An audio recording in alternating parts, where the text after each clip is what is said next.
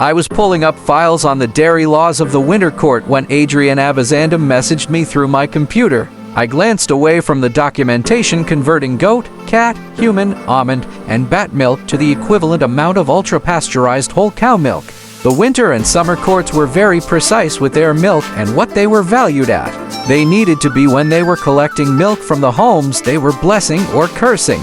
Adrian's message was short: I have to deliver legal documents to a client in River City. Want to come with? I responded quickly. That sounds exciting. I love the life at night in River City.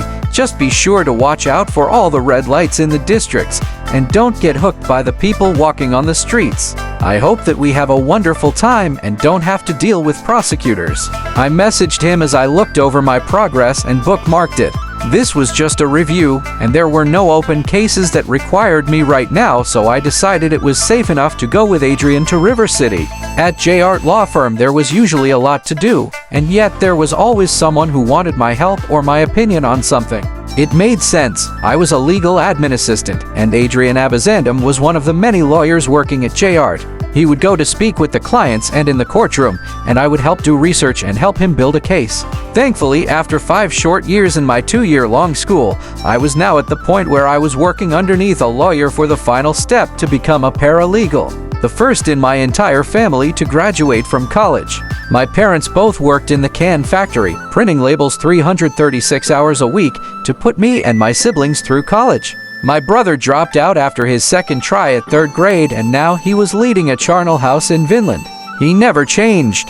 Even now, 30 years later, he still looks exactly the same as the day he dropped out of school. I still saw him on occasion every Yule and every 4th Wotan's Day. He didn't make a lot of money, but he was happy with his life, so even though my parents were disappointed, they ultimately never accepted it, never spoke to him again, never talked to me about what happened, and when he comes to visit, they never even look at him.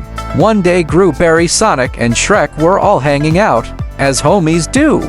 Suddenly, an idea pops into Barry's head. He crawls onto Gru's lap and whispers into his ear, "Ya like jazz?" The bald man blushes like an anime girl that goes kya and pulls Barry closer. Only for you, Babby Girl, the two begin a passionate makeout session as Gru dominates the bee.